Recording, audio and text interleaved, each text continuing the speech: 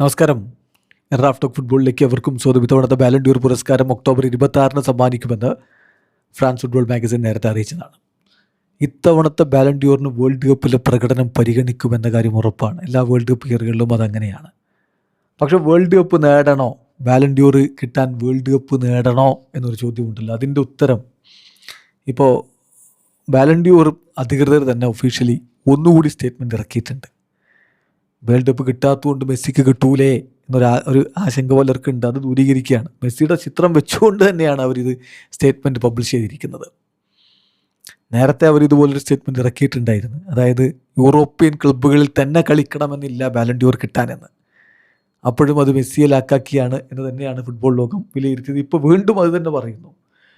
അതായത് world cup ജയിക്കണമെന്നില്ല Ballon d'Or കിട്ടാൻ. Yes, winning the world cup helps, but it does not guarantee a Ballon d'Or. To win it, you need to have been the best player of the season, not only the World Cup. World cup കിട്ടിയാൽ അതൊരു സഹായമാണ് ബാലൻ ഡ്യൂറിന്. പക്ഷേ അതുകൊണ്ട് മാത്രമായില്ല.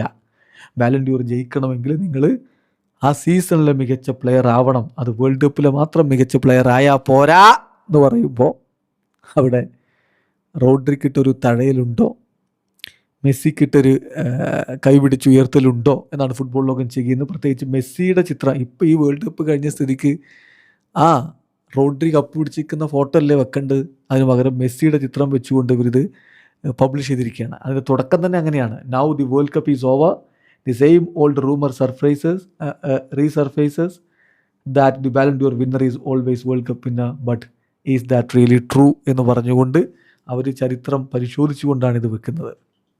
എന്നിട്ട് അവർ വിശദമായിട്ട് പറയുന്നു. ഇങ്ങനെ world cup winner ബാലൻ ഡ്യൂർ നേടി എന്ന് പറയുന്നത് 1966 ശരിയാണ്, ബോബി ചാൾട്ടൻ നേടി. 82 പോളോ റോസി നേടി.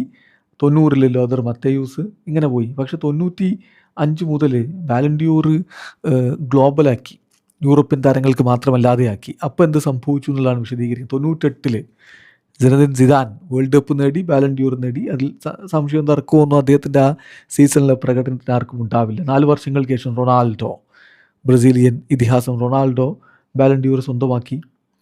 അന്ന് ആ വേൾഡ് കപ്പ് നേടിയത് അദ്ദേഹമാണ്. അദ്ദേഹത്തിൻ്റെ ടീമാണ്, ബ്രസീലാണ്. 2006 ഇറ്റാലിയൻ സൂപ്പർ താരം കന്നവറോ വേൾഡ് കപ്പ് നേടി, ബാലൻ ഡ്യൂർ നേടി. ശരി, 2010 പക്ഷേ കാര്യം അങ്ങനെയല്ല. 2010 ലയണൽ മെസ്സിയാണ് ബാലൻ ഡ്യൂർ നേടിയത്.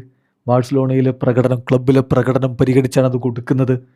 അന്ന് വേൾഡ് കപ്പ് നേടിയ സ്പെയിനിൻ്റെ ചാവി, ഇനിയസ്റ്റ എന്നിവരെ മറികടന്നുകൊണ്ടാണ് ആ ഒരു നേട്ടം അദ്ദേഹം സ്വന്തമാക്കിയത്. 2014 ക്രിസ്ത്യാനോ റൊണാൾഡോ ഇതുപോലെ തന്നെ സ്വന്തമാക്കുകയുണ്ടായി. അന്ന് ആ വേൾഡ് കപ്പിലെ ഫൈനലിസ്റ്റാണ് മെസ്സി. ഗോൾഡൻ ബോൾ മെസ്സിക്കാണ്. അതുപോലെ തന്നെ ആ വേൾഡ് കപ്പിൽ കിരീടം ചൂടിയ താരമാണ് മാനുവൽ ന്യൂയർ. അവരെ മറികടന്നുകൊണ്ടാണ് അന്ന് ക്രിസ്ത്യാനോ റൊണാൾഡോക്ക് ബാലൻ ഡ്യൂർ കൊടുത്തത്. 2018 ലൂക്ക മോഡ്രിച്ചിനാണ് ബാലൻ ഡ്യൂർ കിട്ടിയത്, ക്രൊയേഷ്യൻ താരം. പക്ഷേ അദ്ദേഹമല്ല വേൾഡ് കപ്പ് വിന്നർ. ആൻറ്റോയിൻ ഗ്രീസ്മാൻ നോമിനേഷനിലുണ്ടായിരുന്നു, അദ്ദേഹത്തിന് കിട്ടിയില്ല. ക്രിസ്ത്യാനോയും പിന്തള്ളിയിട്ടാണ് അന്ന് ലൂക്ക മോഡ്രിച്ച് സ്വന്തമാക്കുന്നത്. 2022 പിന്നീട് 2022 മികച്ച പ്രകടനം ലയണൽ മെസ്സി നടത്തുന്നു.